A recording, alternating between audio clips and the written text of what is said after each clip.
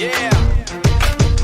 For those of you that want to know what we're all about, it's like this, y'all. This is 10% luck, 20% skill, 15% concentrated power of will, 5% pleasure, 50% pain, 100% reason to remember the name.